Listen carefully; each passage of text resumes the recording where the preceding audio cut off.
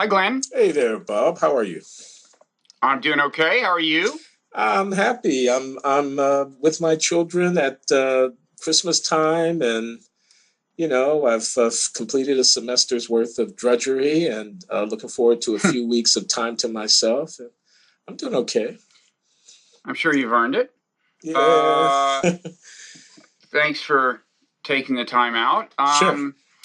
So this is, although we are taping this with about, I don't know, 36 hours or something left in the new year, it will actually appear right after, at the dawn of the new year. And for that reason, it's going to be a prospective more than retrospective discussion, in principle. Okay. We're not going to make predictions, but we're going to try to talk about some things we hope might happen, and I guess maybe some things we hope won't happen in the new year, in the future generally. Okay. Uh, oh, by the way, in case there's anyone, and I doubt there's anyone who would watch or listen to Blogging Heads who doesn't know who you are, of course, Glenn Loury, host of The Glenn Show on Blogging Heads, and a noted public intellectual and economics professor at Brown University. Thank you. That's who And I I'm am. Robert Wright, and that's who I am. So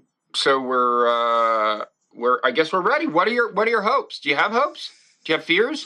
Do I have hopes? Well, I guess I'm hoping that our government, the president and the Congress, will find a way of being able to get a little bit more done effectively than has been the case in recent years.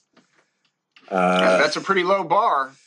Yeah, well, but there's no guarantee that it's going to be surpassed. No. I think it's still worth hoping for. I gather there's some straws in the wind that are positive in that respect. I mean, the president has taken the initiatives that he's taken on behalf of salvaging, his legacy and so forth, and asserting himself with or without the Congress. But I gather, I'm no expert here, that Republican leadership are feeling some pressure to show that, the party is capable of governing, not just saying no to Obama. And so I assume legislation will be enacted and the president may or may not sign it into law. But I'm hopeful about that. At least that's something I'm hoping will happen. Yeah, I guess controlling both houses just puts a little more pressure on you. It's harder to blame the other guys then. And I guess that's the main basis of the hope. Yeah. Is that it?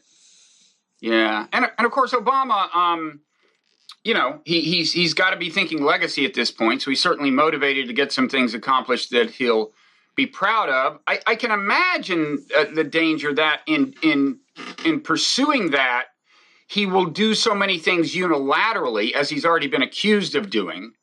With respect to immigration, maybe to some extent with Cuba, that he could antagonize the Republicans sufficiently to complicate relations. I don't know, but as you say, they have some intrinsic motivation. Yeah. So what would you want them to do most of all if they did actually do something? Immigration, tax reform. Getting affordable care on a agreed upon solid foundation. And I'm not an expert in the field, but I gather that may require some modification. I guess it's also going to depend on what the Supreme Court does. Mm-hmm. And not killing the recovery, not doing anything stupid, shutting down the government, creating doubt about whether we're going to meet our financial obligations and things of this kind, anything that would upset what looks like a delicate but hopeful turn on the economic front. Yeah, right now the recovery in the U.S. seems sufficiently strong that you could be hopeful. I guess one thing I wonder about is that the prospects abroad in various places seem sufficiently shaky. China, even, and certainly places like Russia, and to some extent Europe. That if the world is as interdependent as we are told it is, you might worry that there's only so far the U.S. can go with its own momentum, and eventually the ills of the rest of the world will catch up with it. But you're an economist, so you know better than I do. Yeah, well, I don't know with any high degree of confidence. I'm not that kind of economist, more social economics than macroeconomics. But yeah, I'm reading the same stuff that you're reading, and the dark clouds have to do with what happens in China, where there seems to be a slowdown afoot. what happens in Europe, where they've not yet, if I believe Paul Krugman, gotten over the austerity delusion, and where, we, as you say, interdependency, and, we all kind of rise or fall together. So, but I'm afraid, Bob, I can do nothing but mouth platitudes about this issue and not give you any real expertise. It's a living, Glenn. It's a living. There are people people getting paid much more than you and I are getting paid to mouth platitudes, and their platitudes are even more platitudinous than ours. That's well put, Bob. I agree. But I'm not complaining, Here's a question. You mentioned immigration. This is actually a question that occurred to me while I was listening to a conversation between you and John McWhorter on Blogging Heads. Yeah. And you were talking about Ferguson. Yeah. And, I think, as some people have said, I think the protest is about more than police brutality. It's an expression of frustration with a number of things, including the economic status of many African Americans, right. I think. And there is this argument, Mickey Kaus, I don't know if you know him personally, but he, of course, was a co-founder of Blogging Heads, and he kind of writes about immigration 24/7, and he adopts the conservative position. And a big part of his reasoning is that in fact, immigrants, especially from Latin America, do compete with low income blacks for jobs in America. And he thinks that, if we're going to see significant rise in the economic fortunes of low-income blacks, it would help to have less competition from Latin American immigrants. So, again, you're an economist. This, too, may not be your area of expertise, but do you have a view on that question? I do. This is a little closer to my area of expertise. I don't actually do research on immigration, but I do teach from time to time, labor economics and income distribution and inequality and, race and economics kind of courses. And from my reading the literature and thinking about this, I have come to the view that there is definitely some competitive dynamic that goes on at the kind of relatively low skilled, relatively low wage end of the labor market in a lot of urban areas where, there are only so many jobs to go around. It's kind of hard to think as an economist that there wouldn't be this kind of effect. The question is, how big is it? There are a variety of different kinds of studies that are out there that attempt to measure the effect. And there are people, I think of George Borjas as one. He's only one, an economist at Harvard at the Kennedy School who's been writing about this most of his life. He happens himself to be a Cuban immigrant, and his position tends to be critical of open borders. And, he's amassed quite a bit of evidence that I find to be relatively persuasive on this question. So it's a politically delicate thing because, we're people of color here together and, we're the majority of minorities and we're all kind of Democrats here, we blacks and Latinos, and we know what the Fox News crowd and the conservative Republicans want to do. They want to build a wall at the border and keep all the Latin Americans out. So we're supposed to be against that. And it's kind of verboten to delve too deeply into this, concern, to show too much worry about it. I think it's a real factor, and I don't know, how to quantify, but I think the evidence overall is pretty convincing that there is a negative consequence for employment opportunities for, let's call them indigenous, low-skilled people, not just blacks, but blacks are disproportionate in that population, of the, competition that they're getting in the labor market from immigrants who come here looking for work.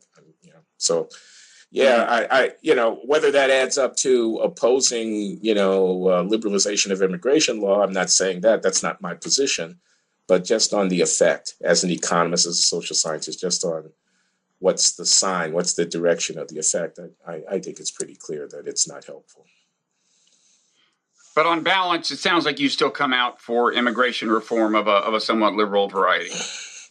Well, I do. I mean, just based on a kind of humanitarian concern, we've got these people here in the millions. They're not going anywhere. We've got all these various heartbreaking and tragic cases about kids being citizens, parents not, and all that. We're not going to deport these people. There does need to be some regularization of their status. So I'd like to see that matter. I'd like to see that matter dealt with. I mean, there are costs associated with it, and amongst those costs might be some, negative effect on employment opportunities for Native American workers. But overall, I think doing some kind of reform of the system is indicated, and it's way past time, and for all the reasons that the advocates are pointing to. Mm-hmm. So, yeah. Okay. But among the things that I don't, you say, what do we want to see or hope for, and what do we hope doesn't happen? One of the things that I hope doesn't happen, you've mentioned Ferguson, is that this rift or conflict between, quote, communities of color and the police, I certainly hope that it does not become a narrative of, the argument and debate about domestic policy and policing and crime and safety in our cities and race relations going forward. I don't know how we're going to do it, but I somehow hope we can get past this confrontational moment. And, God knows I don't want to see a repetition of the violence against police officers, such as what was enacted in New York City last week. And of course, I mean, they shouldn't need to be said, but I'll say it. I don't want to see more young black men gunned down in the street, though. I think it's quite likely that there are going to be other such incidents of police shootings of people in difficult circumstances as the police try to do their jobs in the cities and confront the circumstances that they confront. And the police are not blameless, so there were going to be cases in which people are going to have complaints about police brutality and so forth. I'm certain that will happen. But nationalizing it, racializing it, and making it into a cause celeb that then becomes a sort of focal point for conflict, I hope that is not the path that we are on. Yeah, I know in your conversation with John McWhorter, you expressed the concern that there could be a kind of a positive feedback cycle that all of this would maybe ironically make police, if anything, more reactive in dicey situations, more inclined to use their guns somehow, and then that would lead to more protests, possibly of a violent kind, and then it would just everything would spiral. Well, that right? Yeah, that's the worst case scenario, I think. I can see a cop saying it's open season on police now. They're shooting police sitting in their cars doing nothing in New York City. There's all this anger out there against police. There's all this, in the Ferguson civil disturbances that took place after the grand jury's non-indictment and after the immediate event where there was some rioting and looting. I mean, the police were being pelted with projectiles. They were being spat upon and cursed and taking gunfire. And you can see a tendency, and not only in the New York City police union leadership, but elsewhere in policing around the country, of a kind of circling the wagons, war on police don't get no respect and such like that. And because there are daily these kinds of incidents, conflict, violent encounters, crime, and countering criminal activity, there will be a myriad number of opportunities where the police have this discretion about the use of force or not. And yeah, it's entirely possible that they might be fortified in their determination to make sure that they're not going home in a box and so on. So, and as you say, the consequence of that could be Michael Brown-like incidents, which could then fuel protests and so forth. Yeah. So, no, that's not a pretty picture in my mind. I mean, you might think that the shooting of those police officers in New York could have a kind of inhibiting effect on some forms of protest. I mean, you noted in that conversation this chant that they were apparently doing in a march that had been organized by Al Sharpton. I don't know if he could hear the chant from where he was. Right. Maybe you do. But the thing about how, what do we want dead cops? When do we want them now? This was before the shooting of the police officers. Right. You might think that would be less likely to happen now. I mean, in the wake of this, but maybe that's too optimistic. I'm sorry, I didn't quite get the end of that. That it's less likely that having happened. You might think that protesters would be less inclined now that we have seen two policemen actually killed. You might think that sort of irresponsible behavior would decline. I mean, that kind of chant at a protest march. Oh yeah, and right. I mean. Exactly. I wouldn't expect to hear that kind of chant at a protest march again. Although when de Blasio called upon protesters to allow a respite during this period when the officers are being buried, one funeral is taking place, the other is to come, to kind of put a hold on the protests. I gathered just from reading the newspapers that the answer was no. We won't put a hold on the protest. I don't know that social media are a reliable source of information here, but from what I've been reading on my Facebook and other accounts from people, I've heard a lot of comment that, nothing has changed. I mean, that protest energy shouldn't be quieted because of these events. People don't want to be tarred with, the acts of a deranged lone wolf who does something horrible. Right. They don't want that to be, to redound to the discredit of the movement overall. So they're trying to say it doesn't have anything to do with us. But yeah, I guess I would say that, if people are organizing to go out in March, they're less likely to now call for what do we want, dead cops, given that we've got some dead cops on hand. Yeah, I got to say, the situation in New York is kind of disturbing, including the other side of it. Those police officers who turned their back during the funeral while the mayor was talking. I mean, of course, the situation isn't exactly analogous to the situation in the military with their commander-in-chief, the president. But if something like that happened in the military, you would start getting really alarmed, right? I mean, that's like, if they basically started saying, we do not respect the political leadership. That's right. That would be really scary. And this bothers me in somewhat the same way, although maybe it shouldn't. Maybe the parallel, for some reason is I should not really pursue. So, it's suggestive. I don't think it's an exact parallel. I mean, as I'm sure you're aware, because, the president is ordering the military to do something, go into combat or whatever it is, and there's a chain of command issue, and there just can't be any doubt about the impeccability of that. The president is the commander-in-chief, and they do what he tells them to do. And if we've got grousing in the military ranks that suggests that they might not do what he tells them to do, that's an absolutely horrid situation. I don't think New York City policing is quite at that level. No. But the rift between the mayor and the police department is deeply troubling, and the kind of latent conflict over values, where the mayor runs against the policies of Michael Bloomberg and before him Rudy Giuliani, and he says policing is too heavy-handed, and he identifies explicitly with minority community concerns about over policing and overly aggressive policing. On the one hand, that's a question in the election, and he gets elected.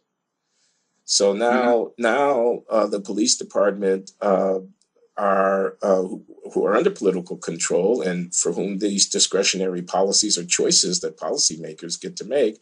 How much stop and frisk do we do? How aggressive? What are the protocols, and so on? What I was saying to people when they were complaining about stop and frisk in New York City, Ray Kelly, who was then the police commissioner in New York City a few years ago, he came here to Brown to give a lecture, and he got shouted down by students who said that the policies were racist, to which my response to the students, I'm a big free speech guy, I don't like seeing people get shouted down, is, yeah, he's wrong. Ray Kelly is wrong. Let's have an election. He's wrong. Let's make an argument. Let's argue with him. Let's have an election, and let's change the policy. So if in the disputed situation like this, where people disagree about how a big city like New York City should be policed, we have elections. And then, when those elections decide the leadership of the city and the policy is changed, we can't have, the police officers saying, oh, no, we're not going to change the policy. Now, I'm not saying they're saying that quite yet. But it makes you worry indeed, about that, it makes right? me worry about I mean, that.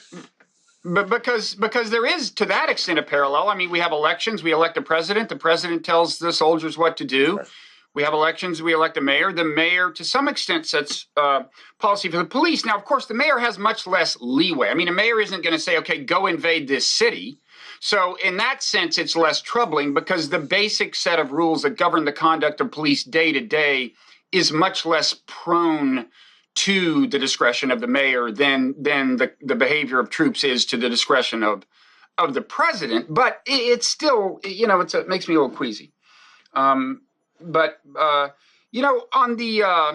speaking of comparisons between domestic and foreign affairs, it occurred to me this disturbed guy who killed these two police. It made me realize, how there is a kind of parallel with kind of the recruitment of jihadists, especially kind of homegrown terrorists. In other words, whenever there is a cause that inspires people and could conceivably inspire them to violence, it's like a magnet for seriously alienated and disturbed and sometimes actually crazy people, right? Right. And these are by and large people who will not, often with these movements, who will not be embraced by other people who stand for roughly the same cause, but they get attracted to them, and it just points to the cost of letting kind of causes fester. The kinds of cause. I guess it just makes me worry about positive feedback cycles of this sort in general, right? Where and leads me to one of my hopes, which is just that we, on the foreign front, the United States will kind of quit helping to sustain causes that serve as a magnet for alienated and disturbed people who want to behead people and stuff. And it's not always easy to wind this stuff down in either of these cases, right? It's not easy to figure out what you do to drain the energy from the kind of cause, the movement that is attracting these people. But anyway, in a very abstract sense, it's my hope that we'll figure out a way to do it, I guess, on both fronts. Yeah, that's a big ask there, Bob. I see the problem. I see the problem, which is that, the threat is in substantial part, from the way that these ideas are diffused and how people are reacting, to events. And there are a million different points at which something could go wrong. A doctor in the army who identifies with the cause of the jihadists can take a weapon and just murder 20 or 15 people sitting in a barrack somewhere. Fort Hood. Exactly. Yeah. And other such things like that. And and you've got all these people online sitting in their bedrooms in their pajamas, reading whatever they're reading on these websites and is getting all worked up about this and that. And it's very hard to know how to effectively combat that. Certainly, you cannot infiltrate every mosque or, meeting hall where people might be meeting. You can't have enough undercover operators to track down everybody who's having a thought. And it seems to me you have... Well, also that fuels the fire beyond a point. I mean, that creates a grievance. People react to that. And moreover, right. I think you have to worry about, sort of criminalizing people's dissent. I mean, how do you discriminate between a Somali immigrant in Minneapolis who's going to go off the deep end and, want to go over to Syria and fight for ISIS or something like that, or come home and assassinate somebody, and a kid who is not going to do that, but who happens to identify with Muslims around the world and feel that they're being persecuted, whether it's in Kashmir or Chechnya or Palestine or Iraq and Syria, and who has that thought, which is a completely legitimate thought for a person to have. Uh, so, every person who has that thought is not going to end up being a terrorist or a murderer. Everybody who thinks that, white police are racist in the way in which they conduct themselves in American cities isn't going to end up killing somebody. So you can't view with suspicion everybody who expresses a political opinion, Right. seems to me. So it's a very difficult problem. Yeah, it is. I mean, whenever these things happen, they look at the background of the person who committed the atrocity and say, well, gosh, why didn't somebody do something? You can see the signs. Well, there's a ton of people evincing those kinds of signs in America right now. It's easy to look back and say this guy was clearly unstable, but it's much, much harder to be prospective and figure out what really small minority of the highly unstable people in the world are going to do something truly atrocious. So that's tough. Let me ask you about, since we're talking about what we hope for, what do you, and I know you do a lot of conversations with people about foreign affairs and whatnot. What are you, whether it's the Iran negotiations or it's Putin and Ukraine or it's peace in the Middle East or whatever, what are your hopes and fears for the year ahead? Well, certainly, I would like to see a nuclear deal with Iran. And I think if we don't see it this year, we're never going to see it, or we're not for years and years. And the situation will just kind of deteriorate. And of course, I'd love to see some kind of deal with Putin that would defuse this situation, while I guess ideally teaching people the right lessons. I mean, you would ideally not like to give Putin a lot of positive reinforcement. But I fear, in both cases, it's interesting, in both cases, with Iran and with Russia, we are trying to exert economic leverage with sanctions. In both cases, the sanctions have had some effect, and additional factors, in both cases, including the decline in oil prices, have further exacerbated the economic troubles. So in both cases, in principle, according to kind of basic game theory at least, you would have players who you would think are motivated to make a deal, right? Yeah. I worry that we will overplay our hand. And I worry that in both, and fail to get a deal, and just kind of figure, well, we brought them to our knees. We'll just wait for them to eventually agree to everything we're demanding rather than make any additional compromises ourselves, especially in the Iran case. And I think the reason we might do that is because we're not sufficiently mindful of the domestic political constraints that their political actors are under. It's a common failing of people to appreciate, on the one hand, the domestic forces that constrain their own politicians, the hardliners who are arguing things that make it impossible for Obama to go as far as he might like, say, while not appreciating that all these people are politicians. Putin is a politician who, above all, wants to stay in power. And the same goes for the Iranian regime. And then there are additional complications within both systems. But I just think that if you follow your intuition and say, okay, we're doing great, their economies are crumbling, we're going to wait for them to come crawling to us on their knees, it may never happen. And in the case of Iran, that would be especially unfortunate, I think, because a deal is clearly, you can easily visualize a deal that Iran would do and that would be way better from our point of view than no deal. But I'm not sure we're going to accept that. Now, what role, let me just ask you about this, I don't know a lot about it, is the Israeli government playing in exercising, if not a veto, then a constraint on any deal making via the U.S. Congress, via the influence of the pro-Israel lobby in the U.S. Congress?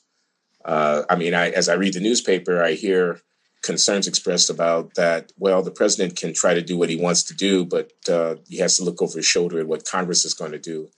And I've heard this or that member of Congress in criticism of the process basically take the Israeli position that no deal is better than a bad deal, and a bad deal is one that leaves Iran in the position to be able to break out and acquire nuclear capacity in short order should it elect to do so, et cetera.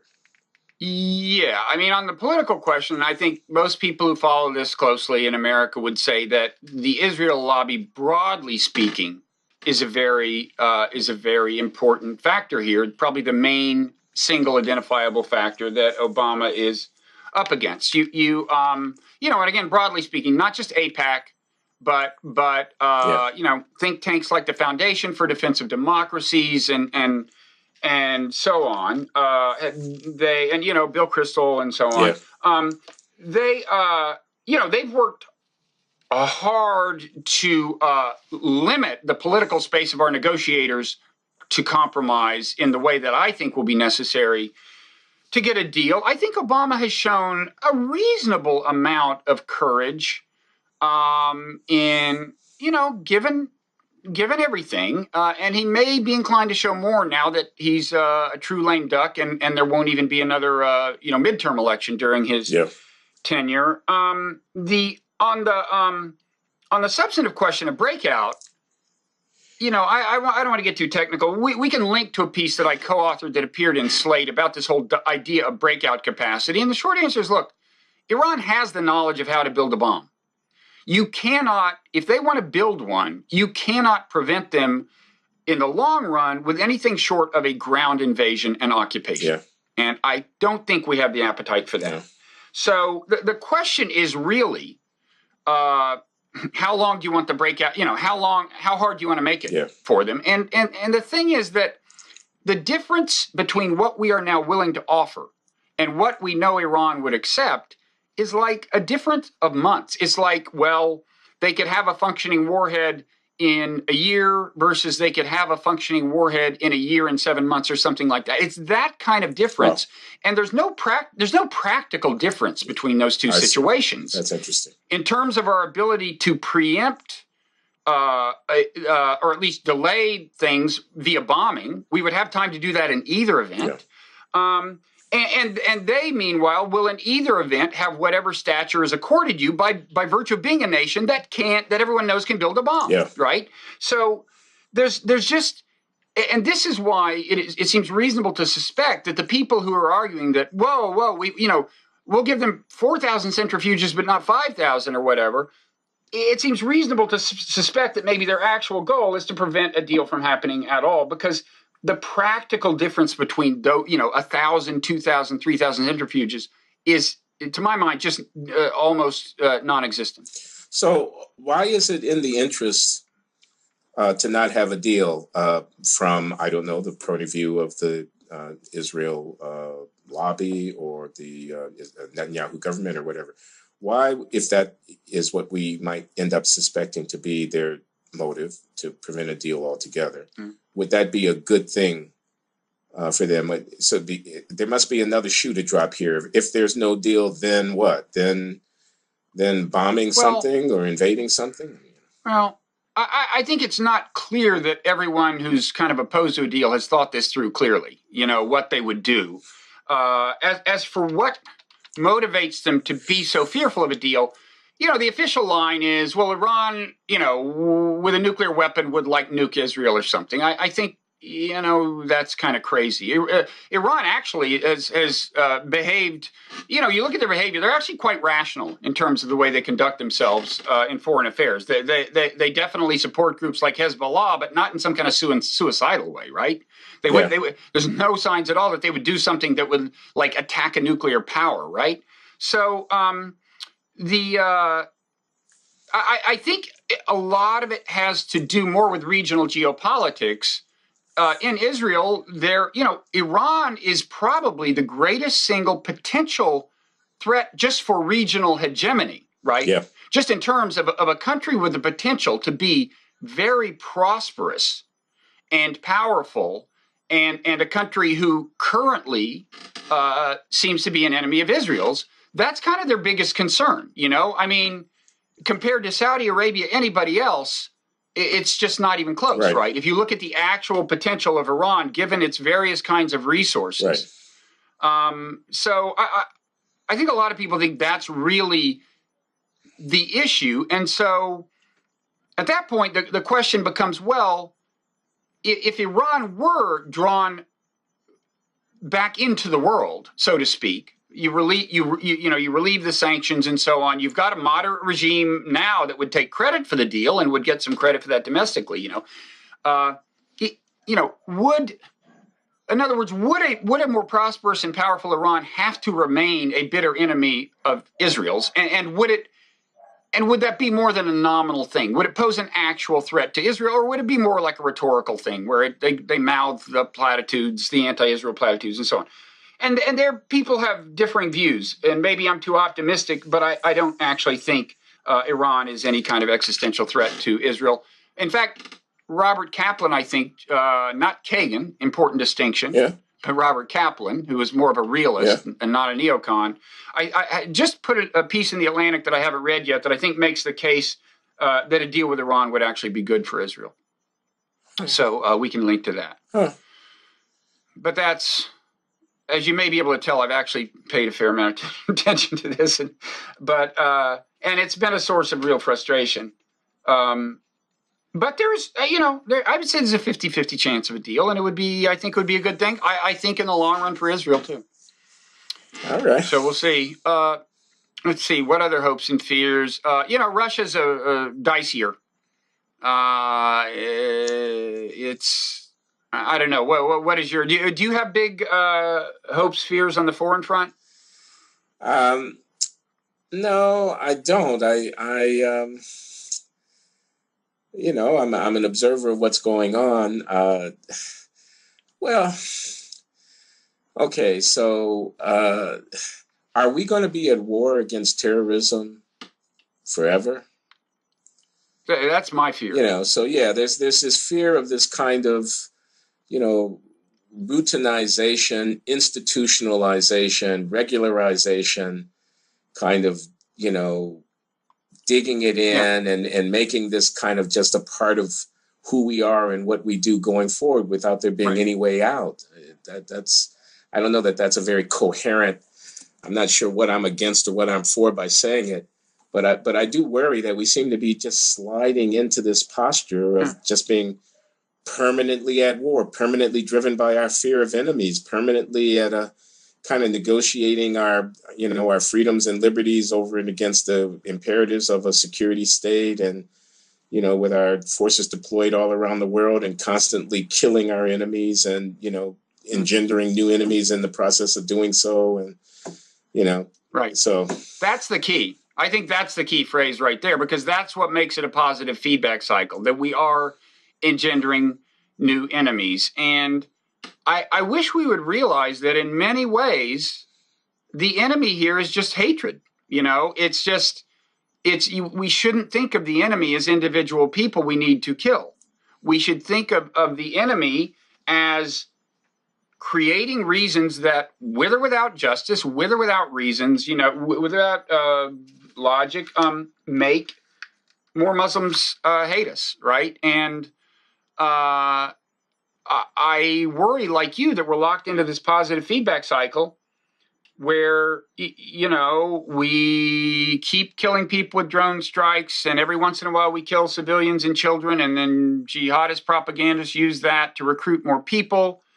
I was kind of concerned with how easily Obama was drawn into what he himself described as a full-scale war with ISIS. It's one thing to intervene and say, well, we'll try to we'll do what we can. You could say, well, we're gonna do some bombing to try to do some containing, but ultimately there are other people in this region that have a stake in this, and the real question is, are they going to pitch in? And we can't control that, and we'll see. But he really virtually declared war and staked his own legacy to the actual extinction of this group. Yeah.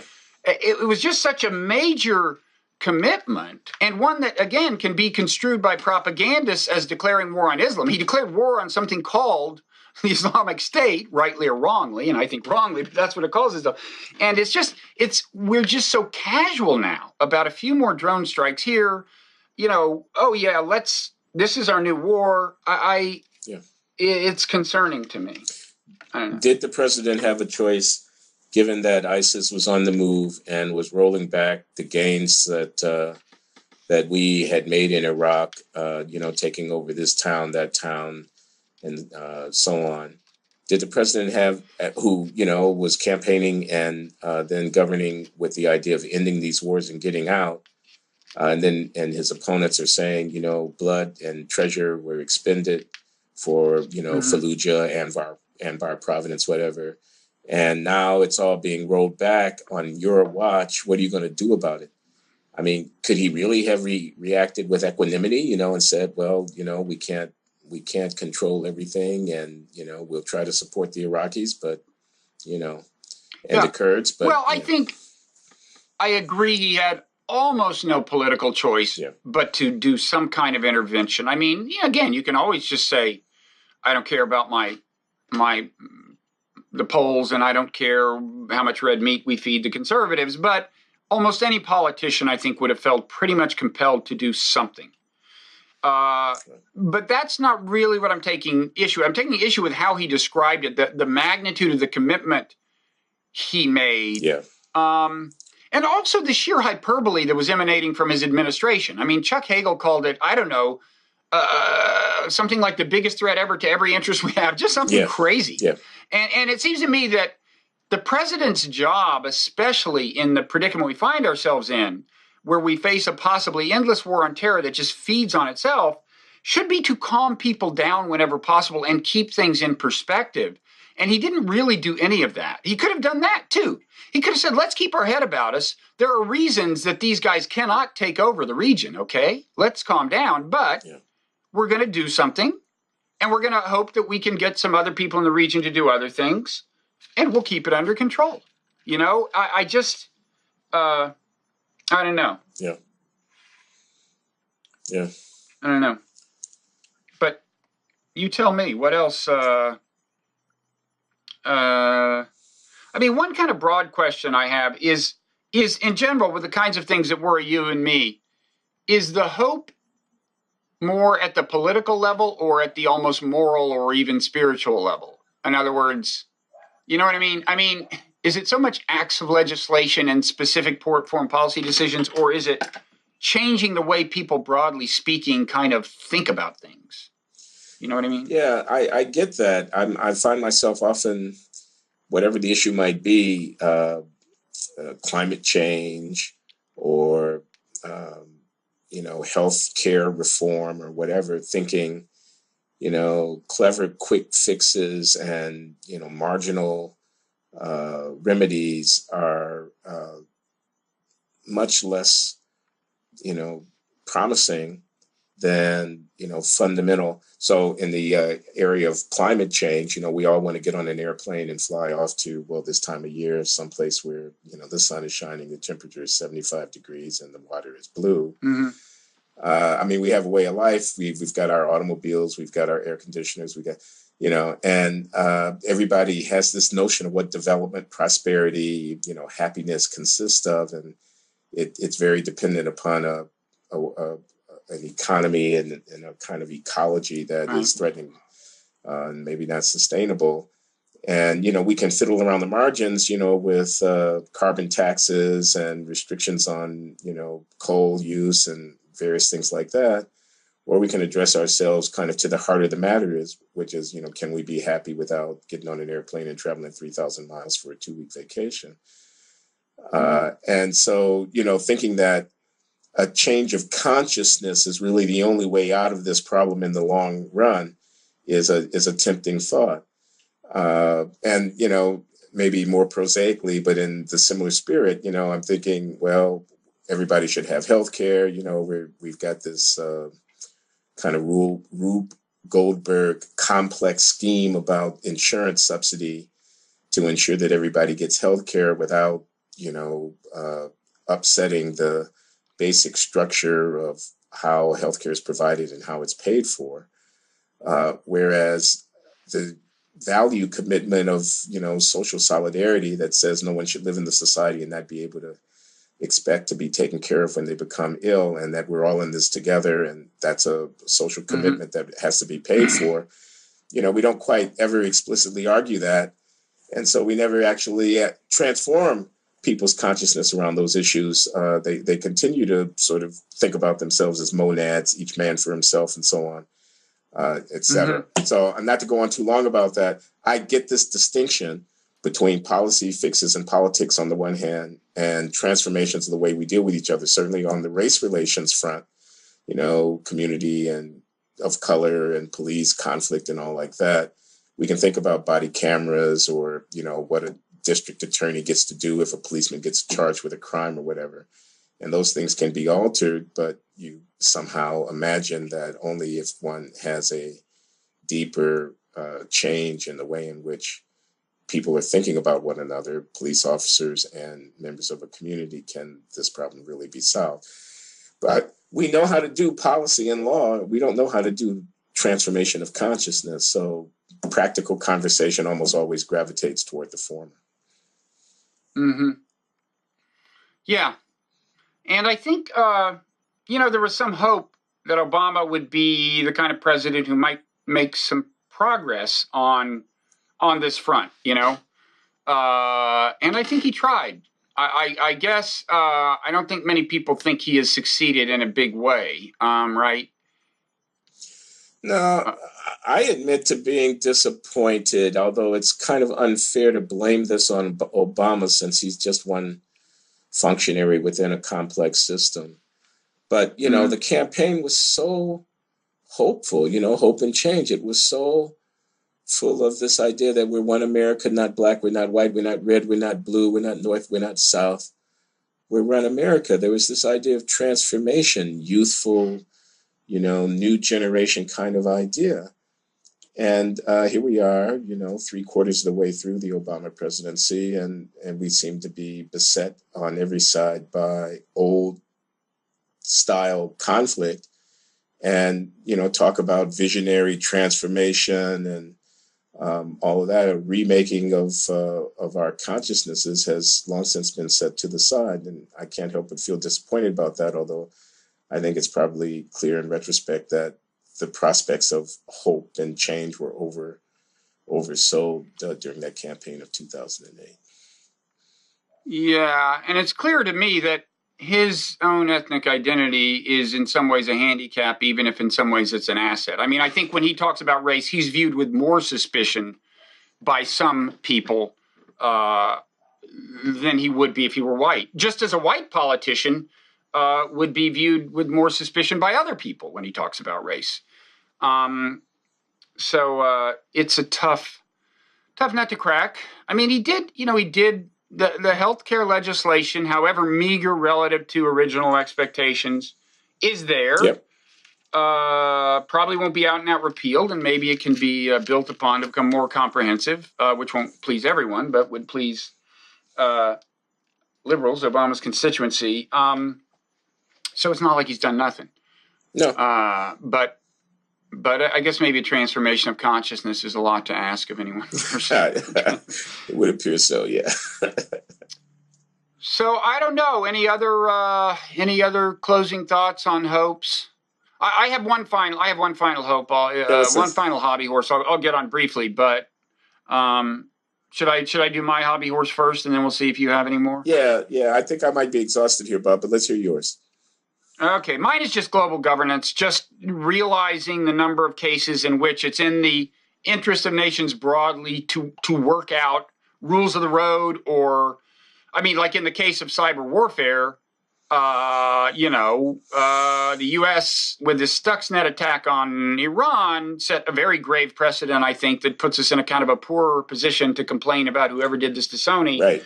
And I think just as with nuclear arms, I think it would be good to see what we can do in the way of establishing global norms and laws that would constrain things on that front. I think Ebola shows us that the World Health Organization could have been in more robust shape when that happened and could have been more on top of things. And this is just an old hobby horse of mine about how the logic behind some forms of governance moving to the global level grows with time as relations among nations become more non-zero sum for technological reasons. So I say that periodically, and it fails to happen. So maybe I should quit saying it in hopes that finally it would happen. But anyway, that's my hobby horse. Any other? Well, do you include targeted assassination and this kind of? Yeah, it really troubles me. Yeah. That's another area where we have very casually entered a whole new age. Yeah. Where we just pick guys, we consider threats in whatever country they may be in. I mean, I suppose that's not quite true. There's some countries we would not use drone strikes in, but it's an act of war, right, to kill someone, to kill a citizen of a country without the express approval of that government, and we have done that. Right. And that bothers me tremendously. And this is maybe my biggest disappointment in Obama, is in how many cases he has seemed not mindful of the need to nurture global norms and sustain and develop international law. Yeah. Well, we agree about that.